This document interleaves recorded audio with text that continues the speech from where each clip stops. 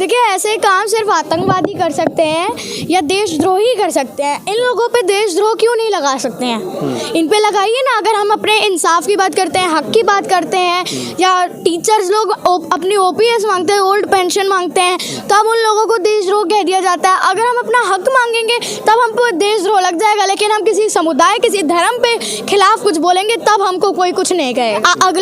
अगर आगे चल के दंगे फैल गए तो क्या हम इनको जिम्मेदार मानेंगे? बिल्कुल हम इन लोगों को जिम्मेदार मानेंगे। इनको नहीं, हम मोदी जी को जिम्मेदार मानेंगे, क्योंकि वो बीजेपी पार्टी के मुखिया हैं। हिंदुस्तान गैजेट में आप सबका स्वागत है। मैं हूं आपके साथ नदीम। दोस्तों, आपको बता दें, इस वक्त हम कॉन्स्टिट्यूशन क्लब ऑफ इंडिया में मौजूद हैं। जिस तरीके से लगातार नफरत की भाषाएं का प्रयोग किया जा रहा है, कभी मुसलमानों को ये कहा जाता है कि गोली मारो मुल्लों को, दूसरी तरफ ये कहा जाता है कि चाकू रखो। मकसद क्या है? मुसलमानों को डराना, धमकाना, वोट की राजनीति करना, धर्म की राजनीति करना, नफरत की राजनीति करना। इसी पर हमारे साथ बात करने के लिए हमारे साथ एक ख़ास मेहमान, मासूम सी बच्ची मौजूद है। बेटा, नाम क्या है आपका?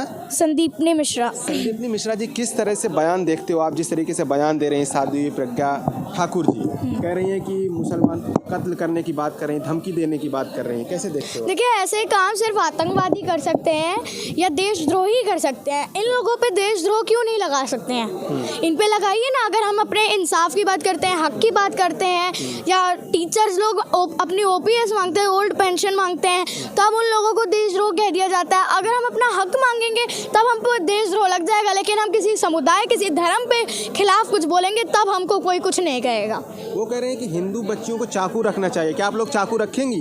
देखिए, ऐसे काम हम हिंदुस्तानी लोगों के नहीं है ना। हिंदू धर्म में लिखा है कि आप लोग हथियार लेके चले। हिंदू धर्म में बस ये लिखा है कि प्रेम की वाणी होनी चाहिए, आपकी वाणी अच्छी होनी चाहिए और अपने कर्म अच्छे होने चाहिए। तो और वैसे भी हमको हमारे संविधान पे भरोसा है कि हमारे साथ ऐसा कुछ नहीं होगा। और मुस्लिम लोगों को जितना ये टारगेट कर रहे हैं, उतने मुस्लिम लोग बुरे नहीं हैं। मेरे स्कूल में भी बहुत लोग पढ़ते हैं और हम लोग साथ ही पढ़ते हैं। तो ऐसा नहीं है, कुछ मुस्लिम बुरे हो सकते हैं, लेकिन सारे मुस्लिम बुरे नहीं होते हैं। जी जी। क्या कहेंगे ऐसे लोगों? किस विचारधारा के लोग हैं ये जो इस तरह के बयान देते हैं? देखिए, इनकी विचारधारा मेरे को तो समझ ही नहीं आती है। ये अभी एक और सांसद थी इनकी, उन्होंने प्रॉफिट मोहम्मद पे कह दिया था, है ना। अब ये एक और सांसद आई है, तो मेरे को लगता है इन सांसद जितने भी बोल रहे हैं, इनको सांसद के पद से हटा देना चाहिए, क्योंकि ये जानते नहीं है कि सांसद की गरिमा क्या होती है।